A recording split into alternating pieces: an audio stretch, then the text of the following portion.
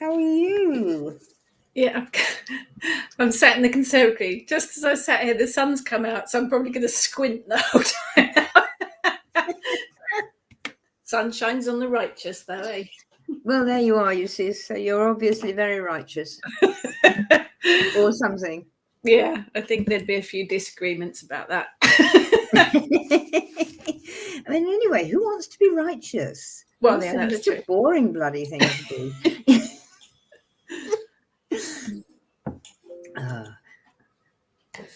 Right. Is it sort of together?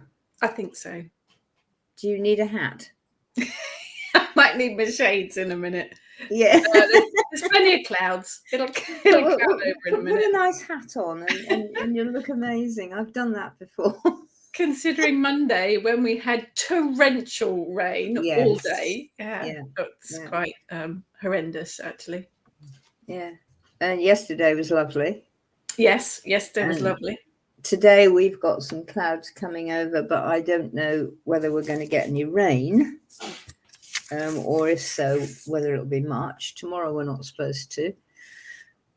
So it's all a bit mixed up, isn't it, at the moment? Well, I'm not quite sure that mixed up is what I would call it, but the effects of melting all that ice. I'm trying not to poke the bear. Are really sort of like coming home. And well, I've been in the state all week because Monday was the IPCC report, which at last was actually calling a spade a spade. Yeah. Which it could have done 30 years ago. Yeah. But politicians said, no, don't frighten the horses. Don't get people upset, you know. Sorry, mate. This is bigger than you. Yeah. So, yeah. Did you get, I mean, London was horrendously flooded. Did you get horrendously flooded? No, we had to drive to Brighton on Monday. And we had to drive in all the torrential rain and the roads were horrendous. We were driving down the middle of the dual carriageways because either sides of the roads were so flooded. There was even an odd exhaust pipe on one part of the road where one car had obviously been through too deeper water and lost their exhaust pipe. It was, we were going very slowly because the vision was, windscreen wipers going like that. I know. And your car's all right? Yes, yeah, it was fine, thankfully. So, because not pleasant, and really not pleasant to drive in. But... No, it's scary. Yeah, and I mean, you got the winds as well. Yes, of course, we went to Brighton, which is the seafront, so the wind was blowing everything horizontal. Yeah, it's sort of like, whoa, this is what Mother Nature can do, guys. Yeah, and this is only a little bit. Yeah, sort of feeling. But yeah, no, I was asking about your car because last year we had some bad floods around here, and we didn't actually go through anything deep like you. We were keeping just to puddle sort of size, and it wrecked the electronic gearbox. Oh, okay. Yeah, water and electronics doesn't go together very well, does it? No, so you really do wonder about car designers because they put it at the bottom of the car. Yes. If you put it at the top, it wouldn't have happened. Oh, but that means redesigning the engine. Well, but then you see, you wouldn't have to pay us so much money for new gearboxes and all this kind of there is shit. That. So. But that's not changed because I'm going back 30 years ago when I was in Young Farmers and I had my little Mini, and every time it rained, it stopped because the alternator got wet and you had to get out and dry the alternator. Well, yeah, but at least you could get out and dry the alternator. Yes. I mean, there's this bloody great box thing, which is they cheerfully tell you is sealed. Yes. Except the fact it leaks. It's all technical now, isn't it? You have to plug it into the computer now to mend the car. Absolutely. But, I mean, they tell you this box is sealed. And then it isn't because it leaks. Because the water gets in. So it must leak. Never mind. Anyway, so this year, I've got a new car now. Anything above 3 to 4 inches, we're not driving through it because I can't afford it. No. And, you know, if only I could go back to having a nice mechanical car that I could get out and dry the alternator in, I'd have one. Because I know how to do that. It's not hard. We had a couple of years back now, we had the car wouldn't start, and the man came out and he literally had a tablet and he plugged the cable in to the car and he said, oh, it needs a software update. He did the software update and the car worked. It's mad. Absolutely mad. Why isn't it this on the regular service? It was just one of those blip things. Sorry. Yeah. I shouldn't ask things like one that. Of those blips. Shut the door a minute because I think the cat has gone out to play with Paul. Oh, that'll be all right. Yeah, I shall be back shortly, dear. She looked at me with, that's a lie. It won't be shortly. It'll be 3/4 of an hour at least. Oh, okay, fine. No, we were nearly photobombed just now because she was climbing up all around here. And I thought she was going to stay, but then Paul came out and so, no, I'm going to see Dad. He's you more can never interesting. tell with cats, can you? Total minds of their own. Completely. Well, you know, dogs have owners, cats have staff. Yes, definitely. What do you do? I'm staff to a cat. But it is true. It is true. How's Eric liking the water? Because at his size, it's sort of like, swim, please. He wouldn't go out. Monday, he refused to go out. To be fair, the garden was quite flooded, but no, he wasn't having any of it. He hid under the table. He must have had his legs crossed for an awfully long time. I was just going to say, you have a doggy litter. I don't blame him. He is a strange dog. He doesn't like water at all. He will walk round puddles on the pavement. Yeah, he's not a water dog at all. It's funny, isn't it? Because a friend of mine had a Jack Russell a few years ago, and normally they'll go through anything. Not this one. Water, paddle, yay deep. You know. Ooh! Yeah, that's Eric. Yeah, bit of a princess. It's like, you're a Jack Russell. I don't care. I don't like water. I mean, we get to a stream, and it was either you left him on the other side or you picked him up and carried him across. Yeah, that would be Eric. Yeah. But he's not a Jack Russell. No, but I don't think he's a rescue one. So I don't think he's full Dachshund. I think because he's quite chunky. Yeah. He's not streamlined like the Dachshunds are. I think he's got a bit of terrier or something in him. Could be. But he's certainly got his own mind, and that is very terrier. He's a princess, definitely. Bless him. We're having sort of transgender problems with our Dachshund now, are we? Issues, not problems, issues. It is funny. So what have you been up to this week then, apart from going to Brighton, and what was going to Brighton about and all that? It was, our daughter is getting married next year, and they went for engagement photos in the rain. Oh my God. Well, it's different. Apparently, the photographer says she's very pleased. She's got lots of good shots. So, yeah, that was, well, we had to be different, didn't we? We don't like the usual sunny, sandy beach. We're going to go for dark and moody, atmospheric photos. Well, definitely atmospheric. It would be. Yeah, I do quite like Brighton though. It's got its kind of own magic about it, isn't it? It's quite they're getting married in Brighton as well, so one of their favourite places. So. I've always liked it. Yes. It's very weird because I'm not really a town person anyway, but Brighton has always been attractive, and the old town, the old streets are absolutely divine. Yes. And over in the North Lanes where you get all the weird and wonderful shops. Yes. Yeah. Yeah, the lanes are amazing, and I actually like Prinny's Palace. Right. It's Yes. so totally bloody incredible. I think they had some photos taken outside of that, so those should Well, be you've good. got to, haven't you? You know, I Yeah. mean, Yeah. it's the only one in the world, sort of thing. Yeah. It's definitely got its own creative vibe about it, hasn't it? The town. Yes, it It's has. Yeah, colourful. Definitely colourful. and it seems to get. I mean, the old college there, which has now become a very good university.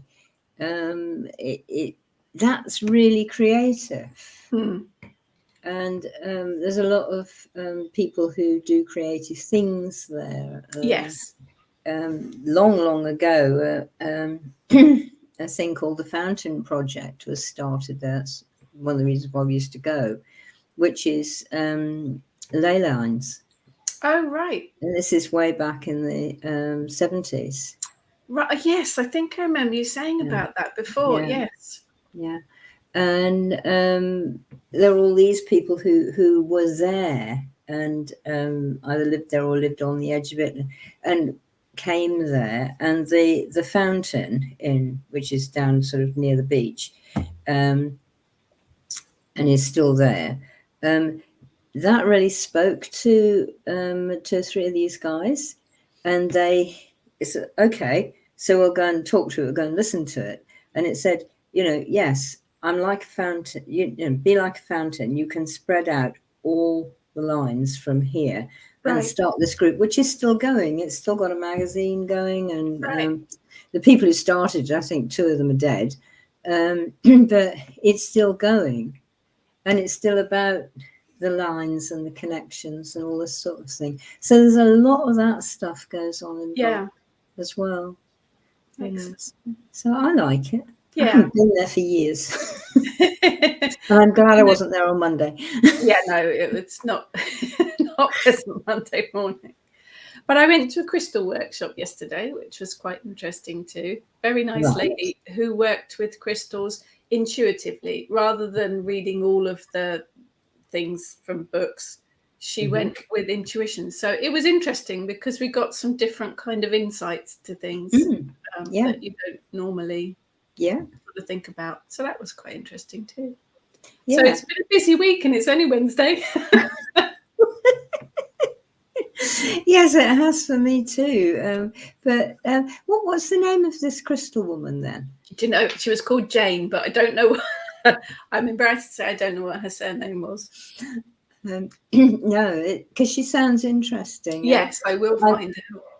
I like people who, they don't necessarily dismiss the books, but they will sort of say, well, there could well be more to it than just in the books. Yes, she was giving us her personal experiences about working with each of the crystals and saying, this is usually used for whatever, but actually I found that for me it does this. So it was enlightening to sort of hear someone say, these are my personal experiences with it. A few light bulb moments, which is good. I think that's great, and I think it's great too, because if somebody will do that, it encourages other people to, okay, just because it hasn't got this in the book doesn't necessarily mean it isn't so. Yes. And I think particularly with crystals, well, it's a bit like herbs and plants and trees. They've all got their own individual characters, haven't they? So 2 rose quartzes aren't going to have exactly the same energy. No. So they're all very personal and individual. I mean, quite apart from anything else. I mean, you get this with plants too, but I mean, like the rose quartz, I mean, some of it might have come from Madagascar and then some of it from maybe South America. Right, yeah. So it's had completely different starts in life. Completely different geologies happening around it, although the basic, obviously, because there's a crystal seam, that basic is there, but it's a different experience. Yes, yeah. And they're not automatons. And when I was working in the computer industry, I was never a hardware person, but you have to know about the hardware in order to do the software. Hubby was a hardware person, and okay, you get all of these tiny little bits and bobs that make the computer go, and they're all made like in Silicon Valley, and they all come through a machine and this sort of thing. And we used to say, because we were actually developing software when I was working, and we'd say, you know, this one is not the same. This silicon chip is not the same as the one over there. Right. And it sort of should be, but it isn't. And they would react differently. I mean, one of our we had enormous mainframes in those days, you know, the size of 2 large fridges. Yes. And about, you know, 1/1,000,000th of the power of this laptop. Yes. It was that long ago. But one of them would always go wrong and the other one wouldn't. And they were made by the same manufacturer. It should have been exactly the same and all this sort of thing. One of them, you know, had a headache, as we used to say, and the other one was fine. Oh, I'm convinced computers have their own personalities. Absolutely. Well, when you think about it, I mean, why they're all bits of the earth, aren't they? Mm. You know, yeah. Well, if you work with animism, I kind of think it extends, doesn't it, to I think so. Yeah. computers, your fridge, your cooker, your car. You shout at all of them when they don't work. and all of them when they do, and they actually save you. You know, I mean, like my friend's car, its clutch was sort of all over the blooming shop, but it managed to survive and get her back home before it decided to go. And I mean, she was like 40 miles away when it all started to go wrong, and it was like, oh my God, what am I going to do, kind of thing. And yet they do. Somehow you sort of say, oh, please get me home, just get me home. And they get you home and then it sort of goes bleh. Well, we've always named our cars. Our cars have always said, Daisy is our current car. She's beautiful. And I talk to her. I tell her where we're going. I thank her when she gets me safely home. So do I. Yes. I like to park her so she's got a nice view. Oh, so do I. I'm so glad I met somebody else who does this. And occasionally, you know, either you forget or you can't. And there's this sort of grumble behind you. I don't want to sit here looking at this bush. Oh, sorry. Turn around. And everybody in the car park sort of goes. And you turn them around and then they've got a nice view out there. Or occasionally, mine have sort of said, I'm not going by that car. I'm not going to sit next to him or her. Okay, around the car park. Oh, right, we'll go in there. That's fine. Yes, no, yeah, I'd like to park next to that Porsche, please. Yeah, no, I do that. So she's got a nice view. Yeah, so she doesn't get bored. I'm so glad. Yeah, and I think we've just confirmed that we are completely bonkers. Well, I think we've just confirmed that we're completely normal and most of the rest of the world is bonkers. Yeah, let's go with that. I think so. I think, well, the trouble is I actually think it's probably true. Because if you did all think like that and you all sort of cared about, you know, like the mug you've got in your hand, which I know you love, you know, if you all sort of cared about everything like that and you worried about it, we wouldn't I'm convinced we wouldn't have the problems that we have now. I really think it's about not caring and treating things as things. Yeah, it's that connection thing as well, isn't it? It's about having the connection to the car, to the house. I think we said before, I talk to my house too. I tell it if I'm going away and, you know, how long we'll be away for. And when I come back, I put my hand on the wall and say, it's all right. So do I. Yeah. And I remember when you were having the changes done, you discussed it with the house. Oh, we're still waiting for the changes. Oh, right. Okay. Fine. Sorry. Yes, we have discussed it with her and she's very happy. She's just very impatient now, like we are. Exactly. Yeah. But it's like getting everything going again and so you can. But I do think if people would only like do this, it's not actually hard. And if you manage to sort of get enough bottle, somebody says, "Oh, you're weird," and you go, "Yeah, aren't you?" And so like back, don't wear it when somebody tells you that you're rubbish, send it back. But we work with energy, don't we? It's one of the key things we do. And to me, there's no difference between electricity that's running through the computer or power that's running through the car to the energy that's in a plant or a crystal. It's all, for me, it's all pretty much the same thing. It is. And you've just pulled my geek out again. I'm sorry.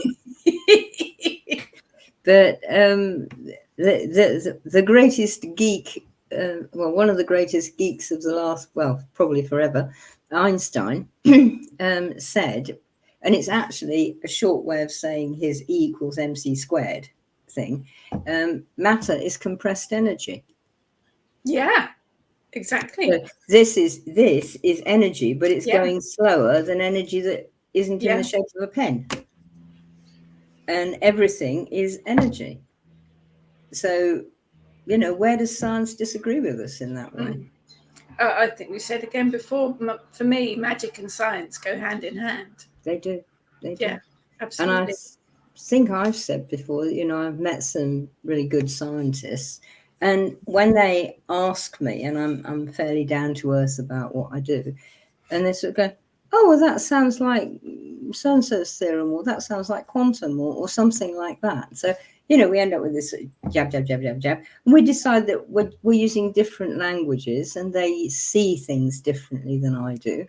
But there isn't that much difference. No, essentially it's the same thing. It is energy, and everybody's working with energy.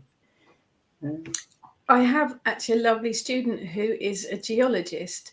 So when she works with crystals, she doesn't look at the books. She doesn't necessarily work with the magical side of it, but looks at the composition of the crystal.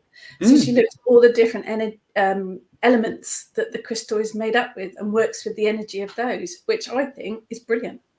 Absolutely brilliant. I do. And she's probably finding a lot of the same sort of things, but in a different way. Right, yeah. And I think that's lovely. One of the the woman who taught me, she used to be, her name now is Stephanie Harrison, which you may have heard of her. She been doing crystals big time for 30 years, must be. And she taught me, and she was really deeply into crystals. This was back in the late 80s, early 90s. And so she read lots of books, but she was very intuitive, and we'd come through the same teacher who encouraged us to be intuitive. And so she said, "Yeah, okay." And she said, "No, I actually need to know the composition of this." So she went off and got herself a geology degree. Like you do. And she just did it. And she's a sort of woman who would. And well, I suppose we all are, because, if we really want to do something, we're going to do it, and that's it. Yeah. So she got all of that and all the magic training, and her family were all from the old ways too. So, she was pulling all that in, and what people had found in books and all this. And she became a really, really brilliant teacher. And she taught other people to teach, and now they go off and teach as well. Yeah. And this sort of thing. But it was quite fascinating. And she had to go where the crystals were. So, I mean, she went off to Madagascar for a month. Oh, right. And then she went off to South America for a month. And then she went off to North America for a month, and this sort of thing.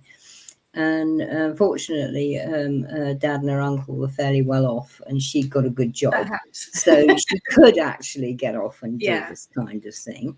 But she said it was, I've got this, and, I am fortunate. I've landed in this place with money. Let's use it for something useful. And let me learn this, and then I can help other people to learn. It makes sense to me to learn about the foundation of it all. It makes absolute sense to me. It does me too. And I mean, I try and get people, well, I get people to do it with plants and animals and trees and things like that when I'm working with them. How does that work? How is it doing this? You know, you're working with these trees, but, you know, how does this tree work as opposed to that tree work? Yeah. You know, why is this one, what is this one getting out of being deciduous, and what is that one getting out of being coniferous, kind of thing? And they do find that once they get into that as well, that it all, as you're saying, it's all these energies, they all come together. And I think it makes sense though. I was talking about animal magic last week, and for me, if you're working with an animal, it really helps to look at the whole, not just the animal, but how it lives, where it lives, whether it lives in a family unit or whether it's solitary, how it deals with its young or its mates, or the whole kind of big picture. Yeah. So that you can then work with the energy. And I think the same with plants. Yeah. If you've got a plant there are a lot of plants that don't have, for want of a better word, traditional magical correspondences. Look at the plant, see how it grows. How tall does it grow? Is it a climber? Is it a dwarf one? What color is it? What seed heads does it have? And to me, that all helps narrow down the magical properties of it all.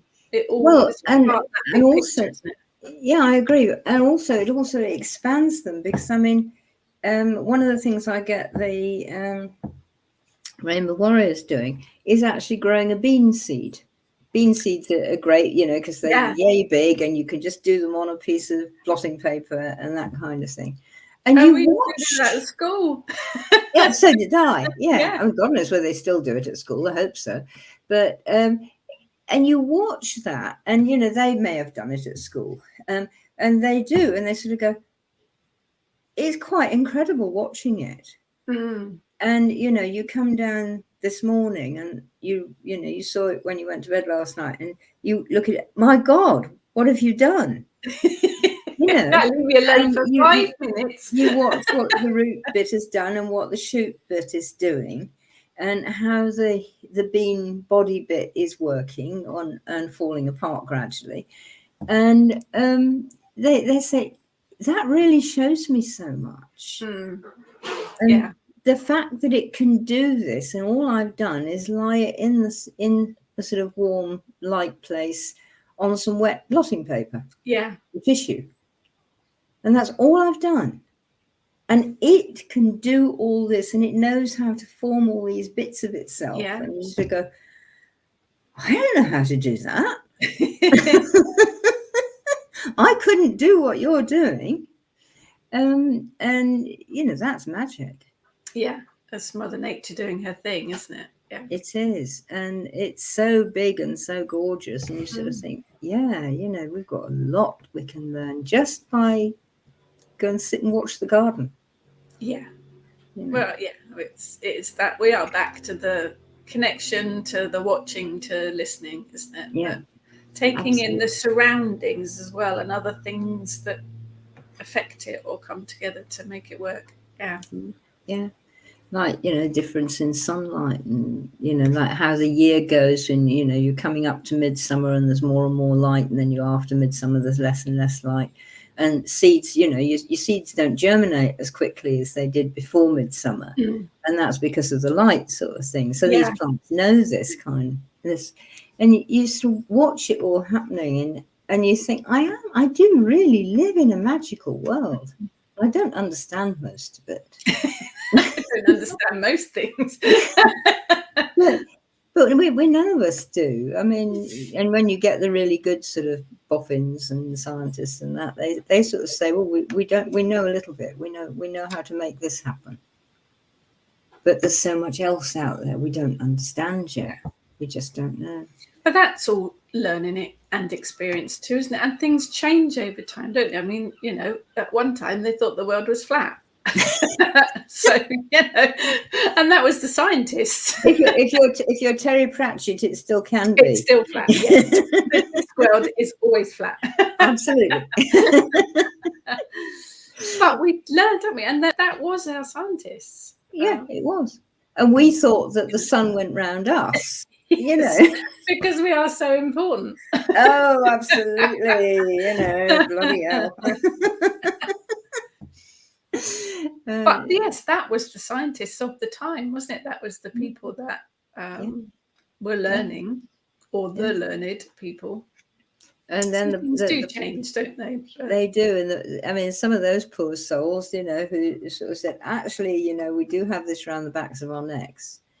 And because, you know, there was so much of the Christian church was so in charge of everything. You can't possibly say that. And if you're going to say that, we're going to lock you up or burn you or do something foul to you. Yeah. And it seems that in most cases, we don't do that to people. Though there's still a bit of it around in the world. So you are allowed to change, is my point. Yes. Yeah. And that's important. Oh yeah, there's things I did at the beginning of my spiritual journey that I do completely differently now, because I've learned better ways or different ways of doing it that suit me more. Yeah.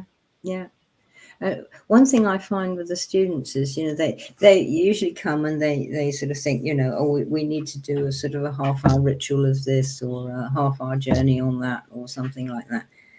And you sort of walk through gently for the first 2 or 3 months, but gradually walking towards, and I mean, there's the earth sun exercise that I do. And when they start off, make them do it slowly so that they know what they're doing and you're doing each bit and this sort of thing. And, you know, come Imulk, they will start at Samhain. And come Imulk, you're sort of saying, how fast does it take you to do the earth sun now? Oh, I can just do it.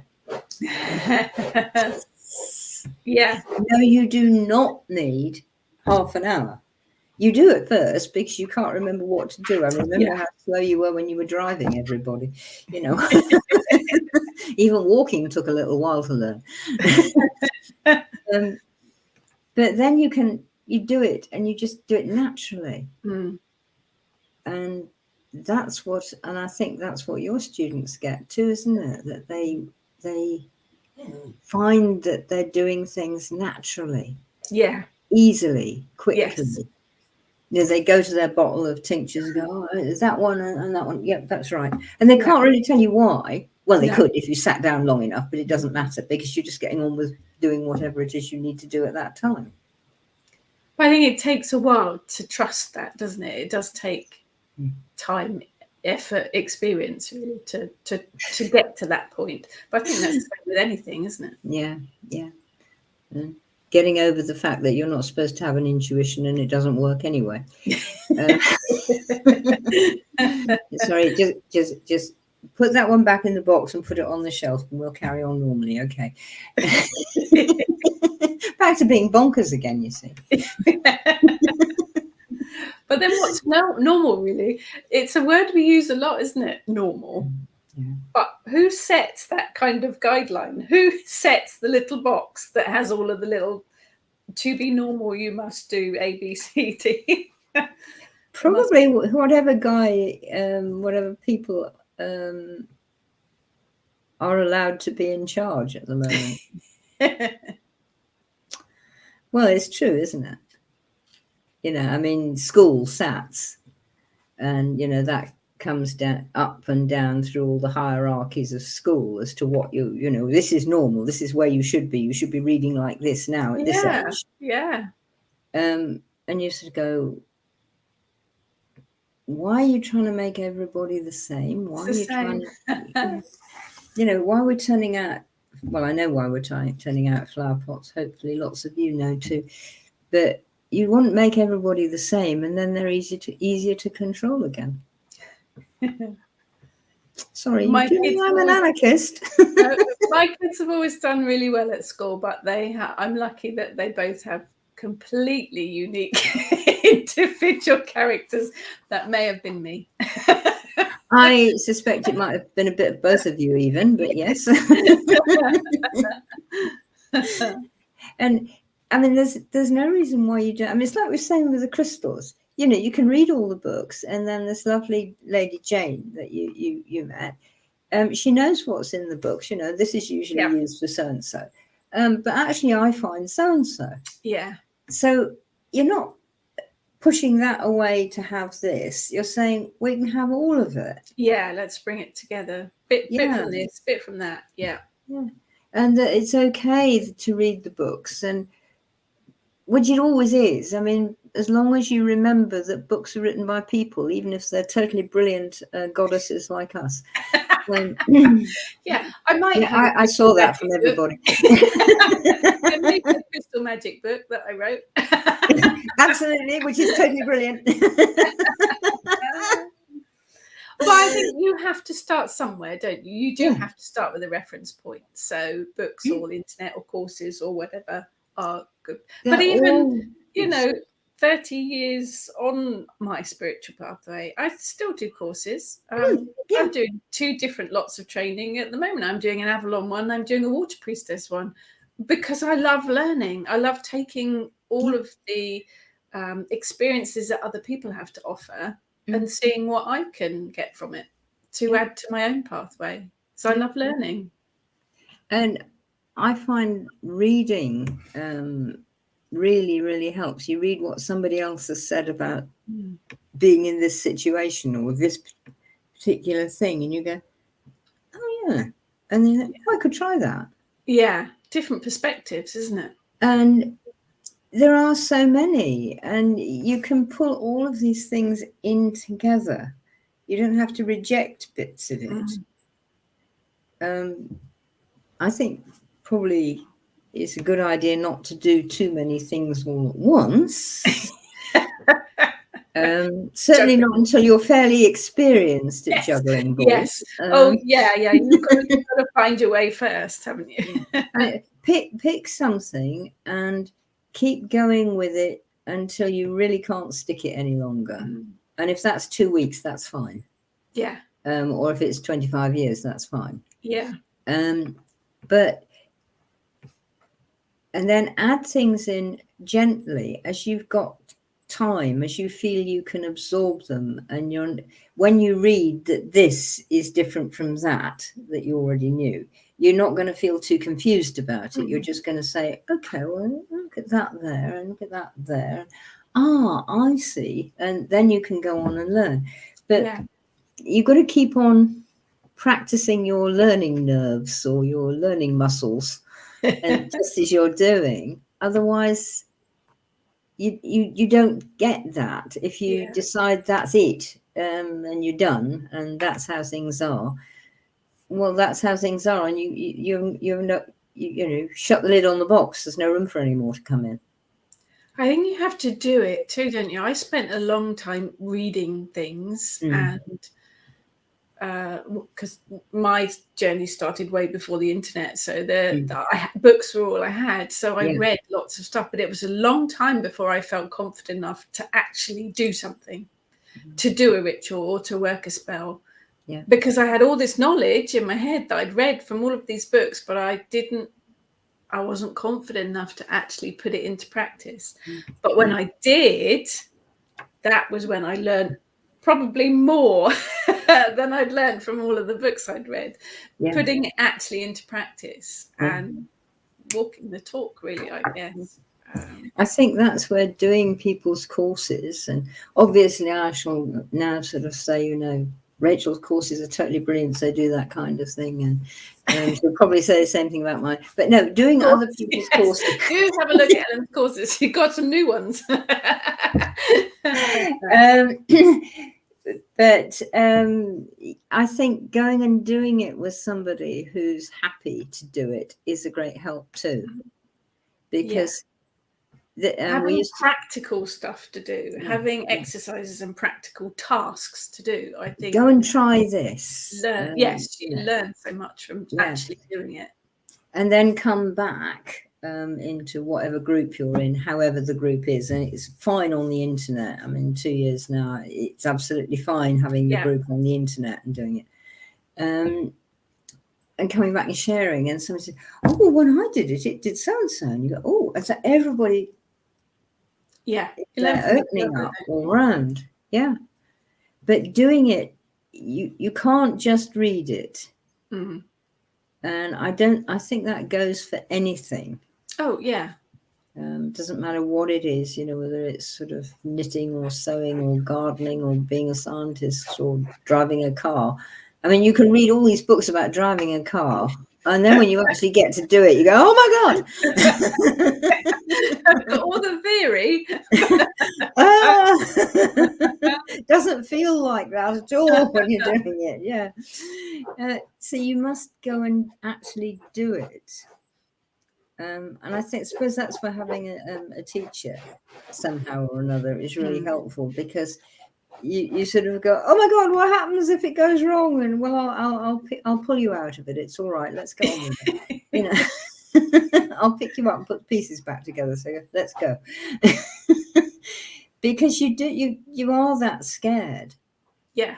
People can I can remember being terrified of doing my first spell, in case it all went horribly wrong. Because you also, with all this reading, you've also learned about all the awful stories about when it did go wrong for somebody else. And I still have had spells go horribly wrong over the years, but we learn from them. We do. And I think too, it's like, this is not true. I have done things which have been irreversible. And I think we can all of us say that. Yeah. And that's a whole new set of learning, that you learn what to do, because you can't put the milk back in the bottle. No. You can't put this back to being right again. And so that's a whole new set of learning. It's also very useful learning and magical learning. Not that I'm saying that's a good reason for getting it wrong in the first place, because it isn't. But most of the things that we do wrong are usually okay. The worst problem you've ever got is if you're working with healing. And then you must be careful. Yeah. And you really must. And that's when you really need your otherworldly guides to help you, because they probably will stop you harming somebody else. Yeah. It's almost certain. Nothing's ever totally certain. But you do need that, and you need the care. And I don't know whether you probably do this too, but I mean, the first thing you do if somebody asks you for healing is you get together with your guides, your gang, and you sort of say, should I be involved here at all? And you get no sometimes. Work, aren't there? There's bigger things at work in the universe that might have other plans. And what this person wishes of you might not be in their best interests at all, although from the outside it might look as though it is. And so the first thing is you check with Otherworld, and your gang will also be in touch with that person's spirit, who will know a lot better than that person's personality what they need, and may not be able to get through. So you've got to be prepared that sometimes Otherworld do not want you to be involved there. I do say what you want isn't always what you need. No. And the universe generally knows better than you do. Yeah. And it's worth running with that. It really is. It can be very useful. I get sometimes, I've got rheumatoid arthritis and osteoporosis and all this kind of rubbish. And every now and again, I get somebody saying, "Oh, well, you're a healer. Why don't you cure yourself?" And usually, I smile and walk away because it's easier. It's not worth the grief. If you're asking that question in the first place, then I'm not actually sure where to start with the answer. I don't, because I have asked about my conditions, and I am told always, you stick with it. You need these. Yes, it's uncomfortable. Yes, it's painful. Yes, it means you can no longer dance. Yes, it means you can no longer run up hills and things. But you need these for other reasons. And gradually over the years, since 1983 or 4, I've had these things. You learn what the use of them is. And so this can be for other people just as easily as for me. So, you know, it's like you have to be careful not to get in the way of what other world want. Yeah. Have you got a person down there? I have got a squeaky dog by my feet. Are you doing all the wrong things, Rachel? He wanted attention, didn't you? Oh. Does he want to come up and He can, but photobomb his us? dining room chair beside me, and it's a bit high for him to get up on. You might need to lift him up then, Yeah, so that we can do this Go on thing. then. Look again. Excuse us, we have to deal with, you know, Eric is an important member of the family.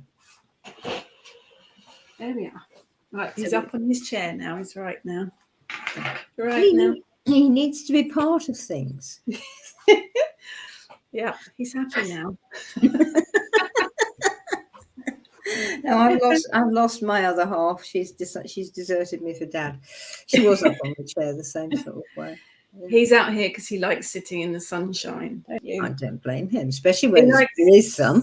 He likes to sit in the doorway and survey his estate, and then wait for any pigeons, because he does like to bark at the pigeons, don't you?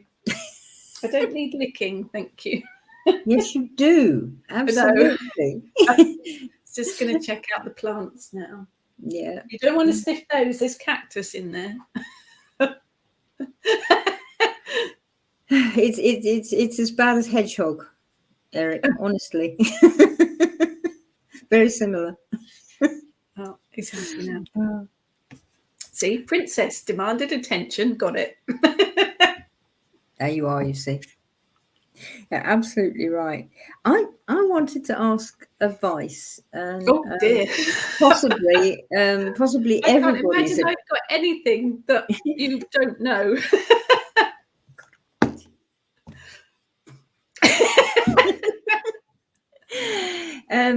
Right.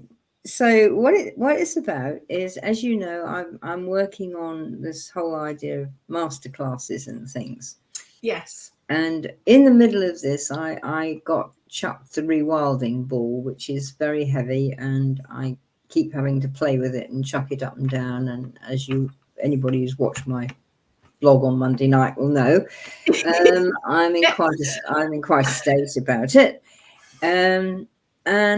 But just being in a state is sort of all very well, but it's a fat lot of use to anybody, really. I mean, well, it might be useful, but I need to do more than just be in a state. And so the whole masterclass, I just love the way other worlds do this. They sort of feed you a little bit, and you take it, and then they feed you a little bit more. And it's awful. Anyway, they do. So they fed me the idea of masterclasses, and they led me on with some good ideas, but then those ideas are not going to happen until next year now. I know that. And then they threw the rewilding ball at me, which is fine because I've always had it. I've always loved it.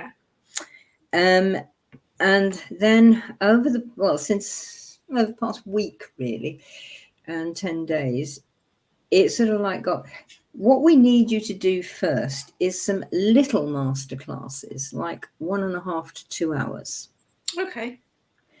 And you need to do them on. Now, I had to write this down. I'm sorry. I've got notes everywhere. My husband laughs at me when I get my pencil out. He says, "You do know it's 2021, don't you?" Pencil and my notepad. I don't know. Yeah, I actually like writing. I do. I mean, I'm not very good at it because these don't work, but I can handle it, provided it's big and nobody expects me to keep to the lines.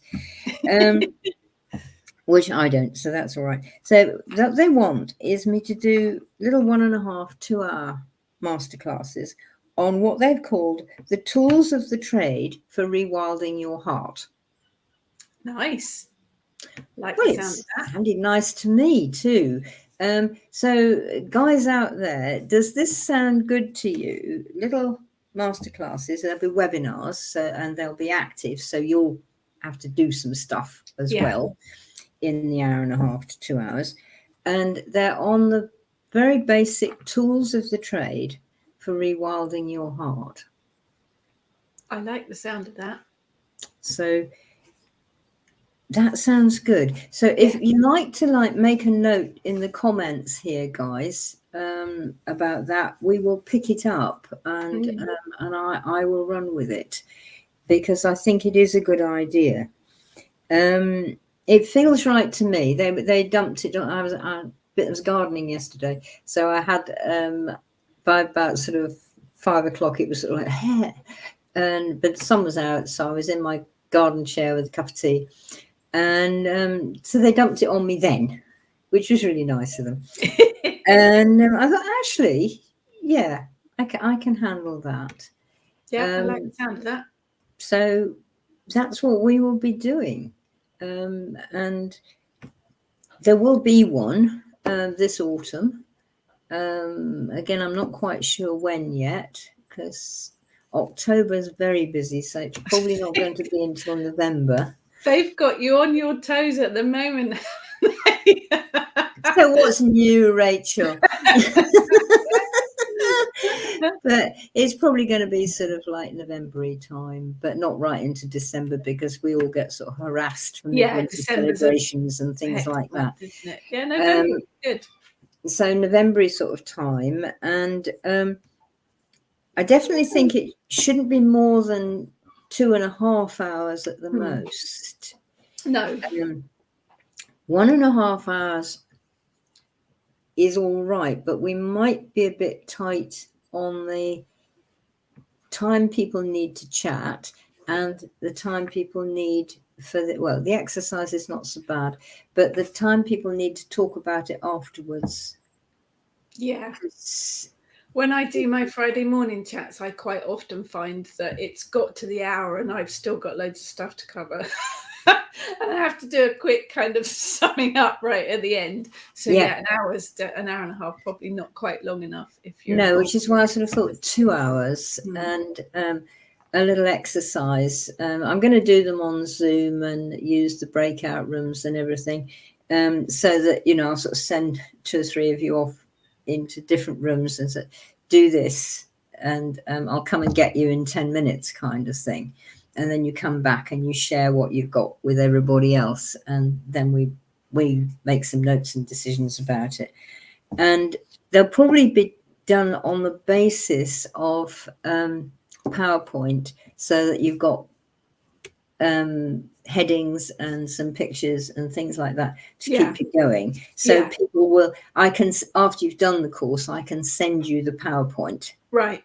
So you can check on your notes again. You haven't got to make too much. Make your notes of what you think, but you haven't got to remember the whole jolly boy. Yeah, because you want to sort of process things for a bit afterwards, don't you? And you need a bit, because my brain forgets stuff. And that's the other thing that was part of it was, after they've done the masterclass, I wonder, would people say, sorry. He couldn't get down off the chair himself, sorry. Yeah, I heard. I wonder, would people like some sort of processing time with me for an hour, say a week later or a fortnight later? That would be good, just in case they've got any questions or things that have come up that they're not sure how to deal with. I like it. And to share things that have come up as well, because I think that helps, and you haven't just been chucked out into the universe again, left to process it on your own. Well, the psychologist in me says that's not a good idea. People like a little bit of support to process things. Absolutely. So I thought we might do that. Okay, well, I'll work on that, and if you guys out there can actually put some stuff in the comments, then I'll use it and come back with something more or whatever. Sounds like a plan to me. Yeah, excellent. Well, there you go. You are invited as well, madam. I think November's a good time too, isn't it? Because October's usually quite busy with all the Samhain stuff, and as you say, December's a bit hectic, and November's kind of a good month to be starting to go inward and sort out all of this and this. Yeah. And to start a new process, because it is another variation on New Year. I mean, New Year happens at all the seasons, actually. And Samhain is one of them. And back to these books and things again, it isn't necessarily everybody's New Year. No. But it is a new year, because this is Samhain to Samhain again, which is a year. You know, midwinter to midwinter, Imbolc to Imbolc is a year, all this sort of thing. So you are starting a new thing. So it won't actually be on Samhain. It'll be a little bit after Samhain, probably. We've got the 5th of November. After the 5th of November. Because otherwise that's going to get just too complicated. So say the middle of November, we'll plan for. Sounds good. And then you could have like a processing hour near the end of November, and then it could be like, bye guys, have a great midwinter, see you next year for the next one, kind of thing. Sounds brilliant. Yeah, I love it. Thank you. Well, this is why you have friends and colleagues in this stuff, isn't it? So you can bounce ideas off them, and then sort of say, "Well, I wouldn't do that if I were you. It sounds like rubbish to me." Or they can say, "That's great." Or how about if you? And this is what people have thought. This is what we're going to want to do on the webinar. So it's opened up so many opportunities, hasn't it? It really has. Yeah. You know, that's another thing. We probably better consider doing one next year. Oh, definitely. I didn't hear what you said. Say that again. We two had better consider doing a webinar on something next year. Yes. Yeah. No. Yeah. No. Sorry. God, I thought I dropped a lead balloon there. No, the dog's digging holes in the carpets. Oh, right.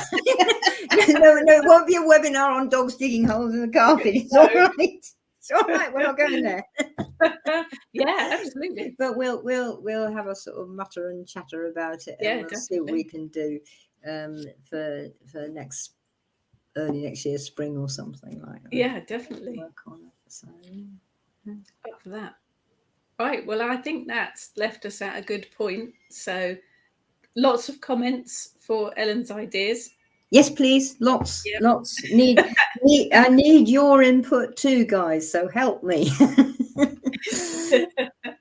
And that will all come together. Sounds fantastic. So brilliant. It does indeed. Well, don't get too wet in the meantime. Well, we've got blue skies here at the minute, so hopefully it stays that way. Because the garden's really suffered from the battering of the rain. So that's true. That's for everybody, isn't it? So I hope everybody's got a bit of respite from the rain for a little while anyway. Yeah. Excellent. Cool. Okay, well, we'll leave you percolating your ideas.